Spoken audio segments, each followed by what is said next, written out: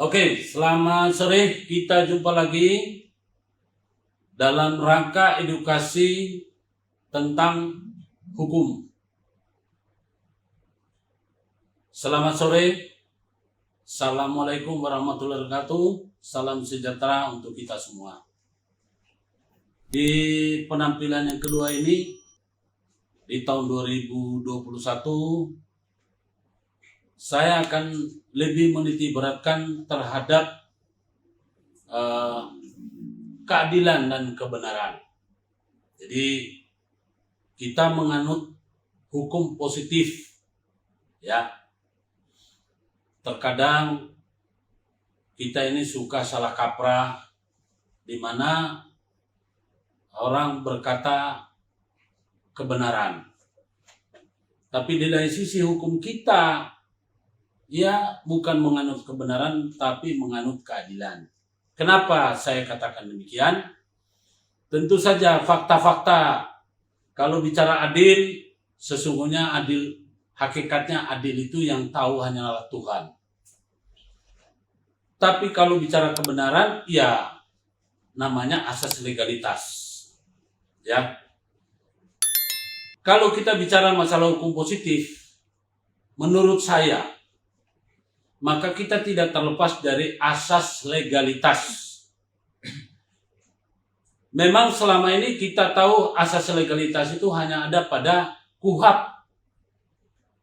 Ya, KUHP bukan KUHP. KUHP pasal 1 ayat 1. Ya. Tetapi sesungguhnya kalau bicara masalah hukum, itu baik itu perdata maupun yang lain-lain, harusnya tetap kita menjunjung tinggi asas kebenaran. Jadi kebenaran tentu kembali lagi legalitas, asas legalitasnya. Jadi apa yang dilakukan itu juga yang disanksikan. Jadi kita tidak bisa lagi tawar-menawar. Saudara, dalam rangka memberikan edukasi kepada masyarakat, saya sebagai aktivis penggiat hukum pejuang kebenaran yang juga advokat, ya, dan sekaligus sebagai kepala kantor firma hukum Mahkamah Kebenaran. Hari ini saya ingin memberikan banyak masukan kepada kita semua. Barangkali rekan sekalian atau senior atau bapak-bapak jauh lebih ahli daripada saya. Cuma mungkin saya bisa tampil di sini untuk sekedar membagi pengetahuan. Saya tidak dalam posisi merendahkan Anda atau meninggikan diri saya, tetapi saya mencoba untuk memberikan atau berbagi sesuai dengan perspektif saya pribadi. Karena kalau bicara masalah hukum itu adalah ketentuan, aturan, ya. Tetapi persepsi atau penafsiran atau perspektif adalah tergantung pada masing-masing individu. Saya dalam hal ini akan berbicara tentu secara umum, ya. Saya melihat ada banyak di luar sana hal-hal yang kadang-kadang menggelitik dan mungkin menjadi pertanyaan bagi banyak orang.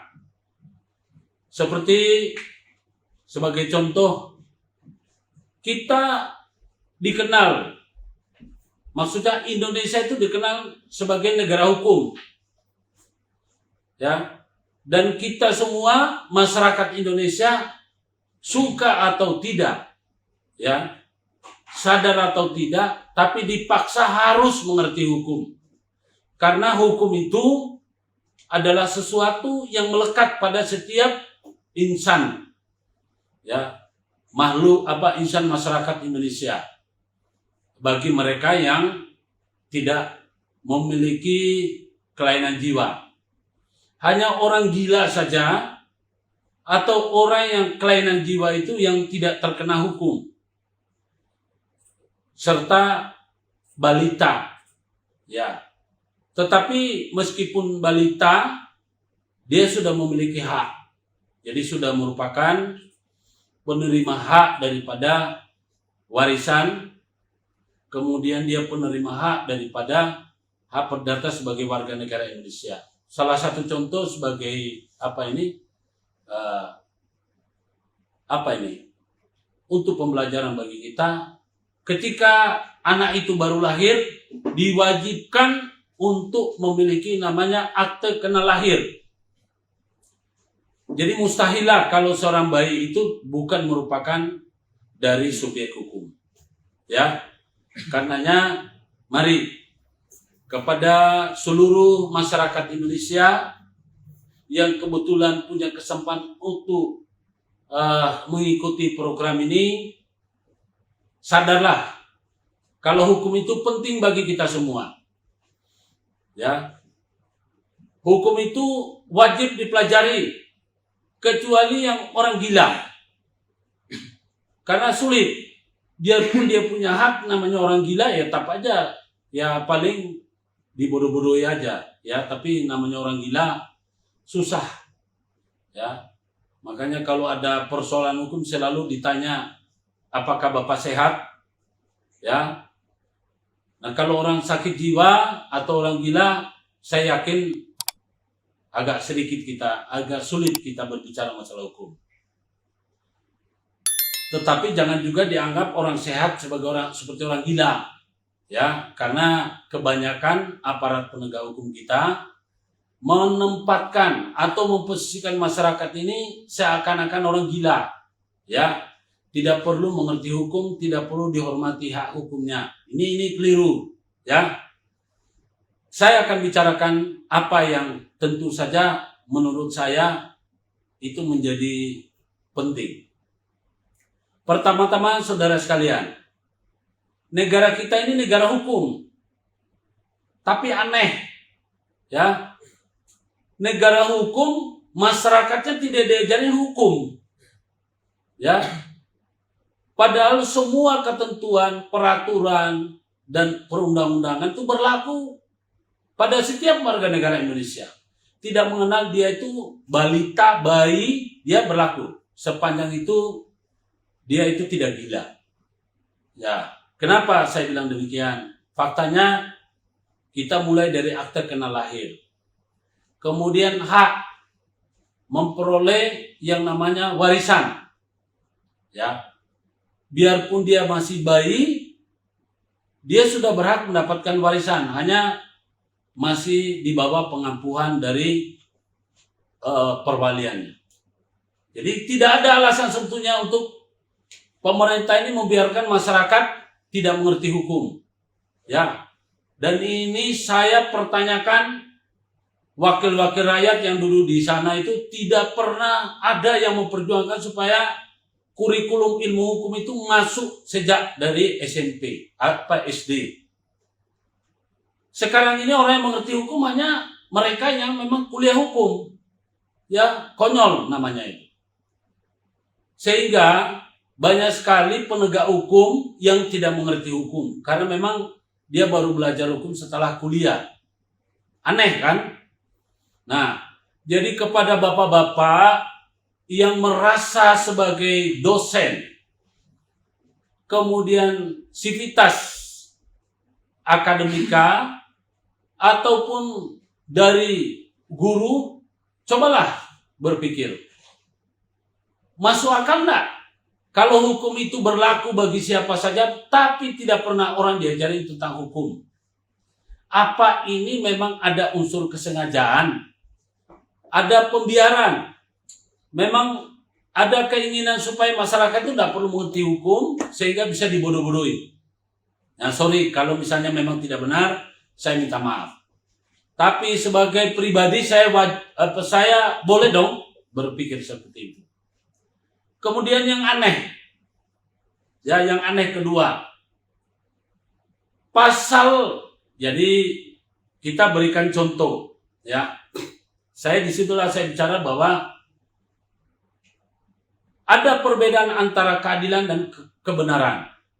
Kalau bicara hukum di Indonesia, maka kita bicara masalah adil. Karena adil bagi, kenapa saya bilang keadilan? Adil itu hanyalah keadilan bagi orang yang menilai adil. Seperti apa? Putusan hakim itu dianggap adil. Sebagai contoh, pasal pencurian. Di sana sudah jelas ancaman pidana penjara paling lama 5 tahun. Misalnya, salah satu contoh. Kemudian penipuan, ya, penipuan dan pemalsuan. Tetapi jangan salah, ya. Kita bicara masalah pencurian, penipuan, pemalsuan, itu sudah jelas. Salah satu contoh pasal 362, ya. Atau 263, ya. Jadi penipuan, 264, ya. Pemalsuan. Itu masing-masing sudah ada pasal. Yang aneh, entah ini kita sadar atau tidak, aneh. Pencuriannya modelnya sama, unsur pencuriannya sama, pasal yang disangkakan oleh penyidik sama, tetapi putusan hakim berbeda-beda. Ada yang 9 bulan, ada yang 1 tahun, ada yang 2 tahun, ada yang 4 tahun. Aneh kan? Apa yang menjadi dasar? Dasarnya adalah penilaian hakim. Berarti kita ini hukumnya ditentukan hakim. Maaf Pak, kalau saya salah. Sepertinya harus ada namanya referendum soal hukum, Pak. Ini aneh. Ya. Itu akhirnya akan menurut orang itu adil. Tapi justru tidak adil. Sama dengan narkoba, sama dengan korupsi, sama dengan penggelapan. Pasalnya sudah ada. Kalau berkurang sedikit, istilahnya katakanlah dakwaannya 4 tahun, kemudian menjadi berkurang 3,5 tahun putusan hakim. Karena melihat daripada perilaku terdakwa semasa di dalam persidangan atau mulai dari tahanan. Ya, jadi ada penilaian sehingga didiskon. Itu boleh-boleh aja. Tapi faktanya kadang-kadang ada satu perbuatan yang sama, tapi kepada pelakunya dijerat dengan putusan yang berbeda. Apakah ini benar? Kalau bicara masalah kebenaran, tentulah saya mengatakan tidak benar. Tapi kalau bicara masalah adil, itu relatif. Karena hakim sudah dianggap sebagai wakil Tuhan di muka bumi, maka dikatakan itu adil berdasarkan perspektif dari fakta persidangan. Cuma yang menjadi pertanyaan bagi saya, apa yang menjadi dasar penilaian kalau ada dakwaan misalnya 5 tahun atau dakwaannya 4 tahun, yang satu diputus 9 bulan, yang satu diputus 2 tahun. Padahal unsur perbuatannya itu adalah sama. Hanya kadang-kadang menggunakan pengacara yang berbeda. Nah, di sini kira-kira kalau kita bicara sebagai makhluk hidup, ya, yang punya hak asasi, adil enggak? Ya, saya tidak bisa memberikan jawaban. Tapi saya ingin mengatakan bahwa marilah kita mulai belajar, ya, belajar memberikan hal-hal yang benar kepada masyarakat agar tidak menjadi menyesatkan. Jadi, saudara sekalian, sebetulnya di negara kita ini banyak orang pintar, banyak orang baik. Tetapi dengan melihat kejadian demi kejadian, saya jadi bertanya, apakah hukum kita yang salah, ya, atau penerapannya yang salah, atau orang-orang yang penegak hukumnya salah, ya, sehingga menimbulkan kecurigaan dari masyarakat bahwa hukum ini tumpul ke atas, tajam ke bawah. Nah ini, saya sebetulnya di satu sisi tidak mengamini itu, ya. Tetapi kalau dipikir-pikir, fakta berbicara, akhirnya saya harus mengatakan bahwa bisa jadi, ya. Tapi saya bisa memberikan keterangan. Jadi gini, apa yang menyebabkan orang menyebutkan hukum tajam ke bawah, tumpul ke atas?